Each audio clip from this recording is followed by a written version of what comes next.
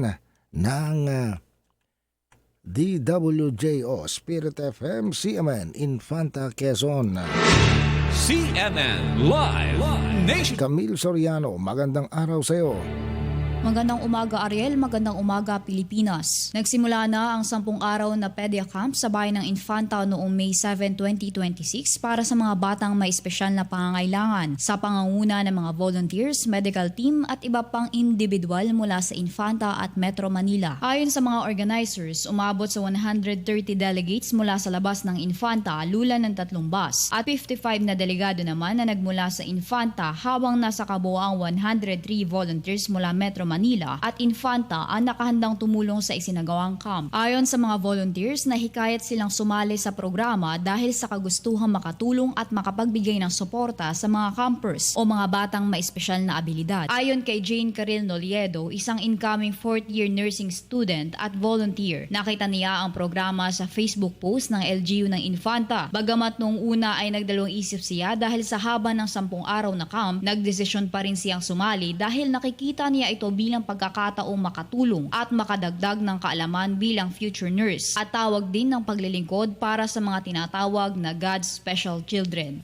Ibinahagi rin niya na interesado siyang makilala at maunawaan ang mga batang may iba't ibang disabilidad, lalo na napag-aralan nila ito sa psychiatric nursing. Dagdag pa niya, mahalaga ang pagkakaroon ng direktang karanasan sa pakikisalamuha sa mga bata upang mas mapaunlad ang kanyang kakayahan sa pag-aalaga at pakikipag-usap. Sinabi rin ni Caril na malaking tulong ang isinagawang 3-day training ng Pedia Camp bago sumapit ang unang pagkikita nila ng mga delegado, kabilang ang sensitivity training at basic sign language upang maihanda ang mga volunteers sa tamang pag-handle sa mga campers. Samantala, nagpaabot naman ng mensahe si Mayor Eli Ruanto na dating volunteer din ng Pedia Camp noong kaniyang panahon bilang estudyante. Pinasalamatan ni Mayor Ruanto ang mga volunteers, organizers at medical team na tumutulong sa programa. Ayon sa kanya, hindi layunin ng camp na baguhin ang mga bata, kundi ang maiparamdam sa mga ito ang pagmamahal, suporta at pag-aaruga ng isang pamilya. Dagdag pa niya, malaki rin ang matututunan ng komunidad mula sa Pedia Camp. Ipinaliwanag naman ni Dr. Art Libaw na mahigit 37 years nang isinasagawa ang Pedia Camp bilang isang volunteer-based program para sa mga batang may disabilidad. Layunin umano ng organisasyon na palawakin na ang kaalaman ng publiko at maipakita na may kakayahan ang mga batang may espesyal na pangangailangan at karapat-dapat silang mabigyan ng pantay na pagkakataon sa lipunan. Ibinahagi rin ni Dr. Libaw na plano nilang makapagtatag ng sariling Pedia Camp sa Infanta sa pamamagitan ng pakikipagtulungan sa lokal na pamahalaan at mga volunteers. Patuloy namang inaaniyayahan ng pamunuan ng Pedia Camp ang mga nagnanais bumisita sa Infanta Central Elementary School na nagsisilbing campsite upang mas makilala at maunawaan pa ang kanilang advokasya para sa mga batang may espesyal na pangangailangan. Mula rito sa DWJO Spirit FM Infanta Quezon, ako si Camille Soriano, nagbabalita para sa CMN Pilipinas.